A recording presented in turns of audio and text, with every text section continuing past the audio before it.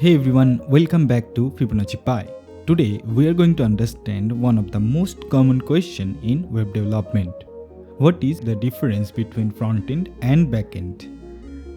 Imagine you visit a website, say your school portal or YouTube. Whatever you see, buttons, colors, text, videos, forms, that's all frontend. It's like the face of the website, designed using HTML, CSS and JavaScript. But behind that beautiful face, there is a brain that's called backend.